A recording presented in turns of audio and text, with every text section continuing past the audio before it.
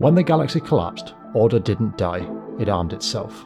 The Hegemony are the iron-fisted heirs of humanity's lost empire, ruling through fleets, fear, and martial law. They promise survival through control, but in the Persean Sector, that promise comes at a very steep price.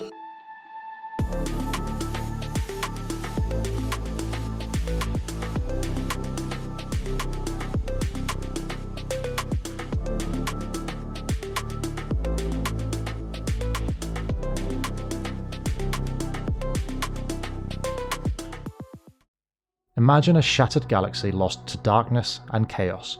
Once, humanity spanned the stars through a vast wormhole network known as the Gates, but when that network suddenly collapsed, Order vanished too.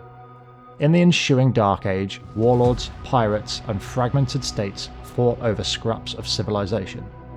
Out of that ruin walked the Hegemony, a martial military-ruled successor to the ancient domain of man. Born from the 14th Battlegroup, a lost contingent of domain forces stranded far from home after the collapse, the Hegemony emerged not as diplomats, but as judges and generals. These hardened warriors believed humanity could only survive if it was disciplined, united, and controlled, much like the fallen domain they claimed to carry on. Under their iron rule, populations were protected from anarchy, but at the cost of freedom. Civilian governments existed only as puppets under martial law, and anyone who resisted the greater cause risked eradication. Across centuries, the Hegemony fought ceaseless battles, first against warlords and rogue powers, then against powerful corporations and even their own former heroes.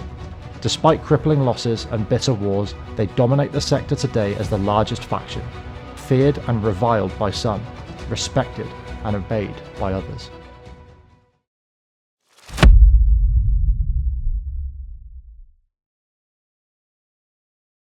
The Hegemony's iron grip on the Persean Sector is only as strong as the fleets it fields in battle. Let's take a look at the ships that project their power and control. First up, we have the Hound. The Hound is a fast, lightly armed combat freighter built for smuggling, skirmishing, and hit-and-run raids.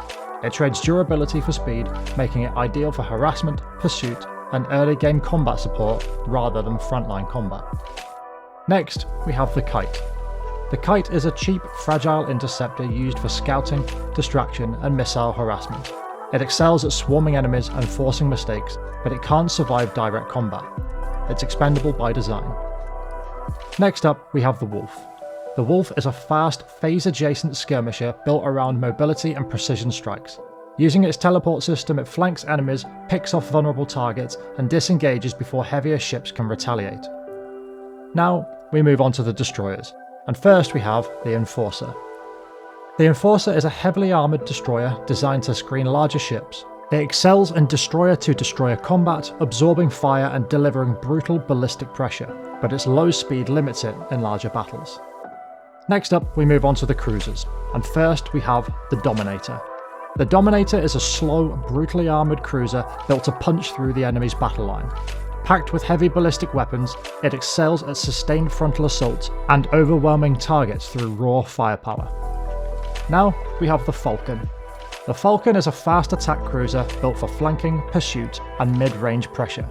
It balances speed and firepower, making it ideal for hunting smaller ships or reinforcing critical points in battle. And now its bigger brother, the Eagle. The Eagle is a versatile midline cruiser designed for steady frontline combat. It provides consistent fire support, strong shields, and balanced weapon coverage, making it a reliable backbone for Hegemony fleets. And now, we move to the real force multipliers, the capital ships. First off, we have the Legion. The Legion is a hybrid battleship carrier built to dominate the front line while launching fighter strikes. It combines heavy armour, ballistic firepower, and carrier capabilities, making it a flexible centrepiece in major engagements. And lastly, we have the Onslaught. The Onslaught is a heavily armoured battleship built for decisive frontal warfare. Armed with massive ballistic batteries and extreme durability, it serves as the Hegemony's ultimate frontline anchor and siege platform. So unfortunately, while recording, I did forget one of the ships. Again. So here we have the Grendel. The Grendel is the Hegemony's only phase ship. a heavily armoured assassin designed to take on ships much larger than itself. With its impressive 5 medium hardpoints combined with accelerated ammo feeder, this ship can change the tide of most battles very quickly.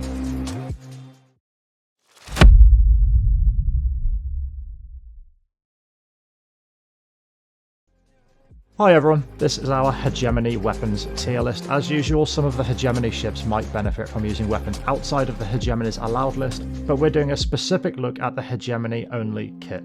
So, first off, let's take a look at the Storm Needler. The Storm Needler is an exceptional anti-shield weapon. It fires a hail of anti-shield kinetic projectiles that make short work of any low flux capacity ship's shields. Its only drawback is that it costs a whopping 28 ordnance points. Next up, we have the Reaper Torpedo. The Reaper Torpedo is effective in all sizes, but mainly sees proper use on assassin-style ships such as the Grendel. If you want to deliver a huge 4,000 base damage to anything in your way, this is the torpedo for you. Next up, we have the Heavy Machine Gun.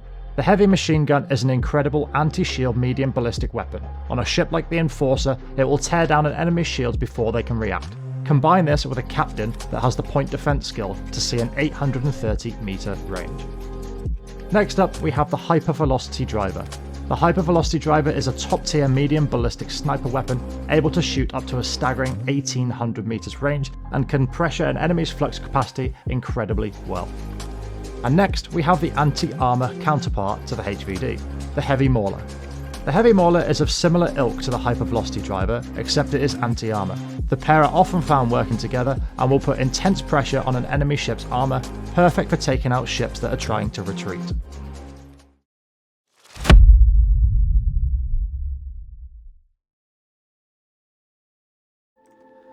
Hey everyone, welcome to the Wings tier list. Like the weapons tier list, a lot of the fighter wings from other factions would work better on Hegemony ships, but are not included in this list as the Hegemony does not use them in their fleets.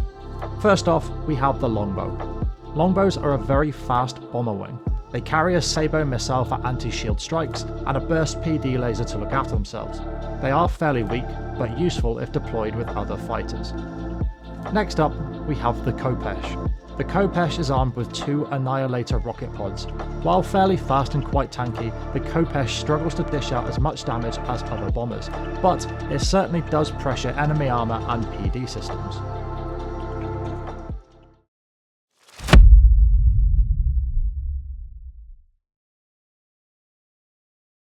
The Hegemony claims to uphold order in a fractured galaxy. They say they protect humanity from chaos, but their rise was paved with blood and shadow. One of the earliest stains on their record was the seizure of the Mayasuran system. Mayasuran wasn't just another world, it was a shining independent nation, famed for its terraforming, its wealth, and its powerful fleet. Then, in Cycle 82, the fanatics of the Luddic Path struck first, crashing vast orbital colleges into the planet and reducing the Paradise world to ruin. Barely weeks later, a Hegemony task force under Commodore Jen Sult descended on the crippled Mayasuran Fleet. In the system's last great battle, they destroyed the Mayasuran flagship, the MSS Garuda, and crushed what remained of that nation's navy. With a single blow, the Hegemony erased not just a military rival, but the very symbol of independent civilization, and expanded their reach into the core worlds. But that was only the beginning. A faction that rules by iron can easily forge enemies from its own ranks. In the tumultuous middle cycles, the pirate warlord Onesimus Loke burst into the Persean Sector with a fleet of domain warships, catching Hegemony forces off guard and winning a devastating victory near Penelope's Star. Amid that chaos, Colonel Jorien Kanta, once a loyal Hegemony logistics officer, betrayed her own faction. She handed over the Hegemony base at Guayota's Disk and its arsenal to Loke, tipping the balance of power. Yet even betrayal has a swift twist in a galaxy at war. In the decisive Battle of Maxius, a young Hegemony captain named Philip Andrada rallied the loyal forces and shattered Loke's fleet, earning himself glory and praise throughout the Hegemony. But the legend doesn't end there. Right after Loke's defeat, Kanta betrayed him too, spacing his remaining loyalists and claiming the remnants of his fleet for herself. What began as treason against the Hegemony transformed into her own pirate dynasty, spread across the sector and ruling from her fortress at Kanta's Den. a permanent thorn in the side of every government, pirate and imperial alike. So as the Hegemony proclaims its destiny to restore the old galactic empire, remember this: for every world they claim to protect, there are countless others they've subjugated or obliterated. For every hero they raise up, there are traitors they once counted as their own, and sometimes the greatest threats are those born from within. This has been another Starsector faction deep dive. In a broken sector, every faction has its secrets, and we're here to uncover them one story at a time. Thank you all for your continued support on these videos. I hope you're all enjoying them so far, and as always, if you're liking what you see, please consider supporting me by following on Twitch and subscribing on YouTube. I'll catch you next time.